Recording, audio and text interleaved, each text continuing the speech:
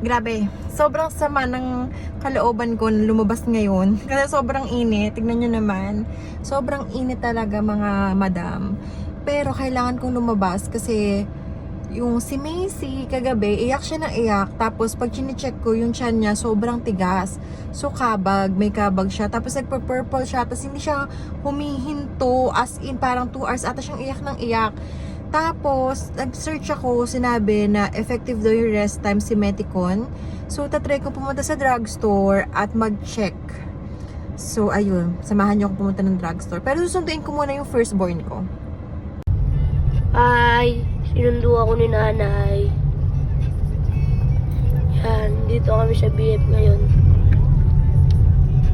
Ano ulit gagawin natin? Pipili tayo ng gamot sa kabag ni Macy.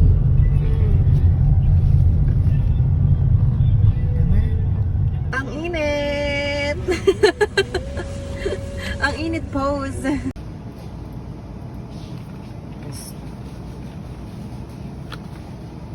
123 ma'am.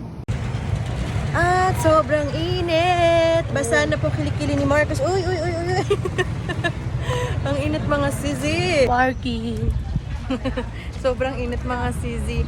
Yung kilikili namin, it's overflowing. Kasi ikaw lang. Overflowing na po yung kilikili ni Marcus. Pupunta kami ng Lemon Square.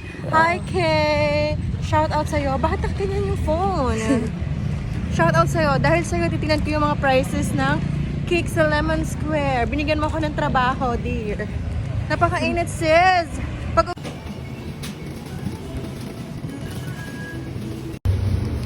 ito, favorite ko. Ang sarap nito. Lava cake queso con ube. Ayan, sarap to.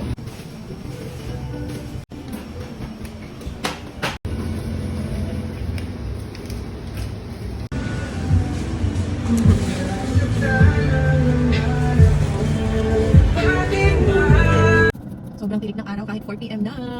Grabe.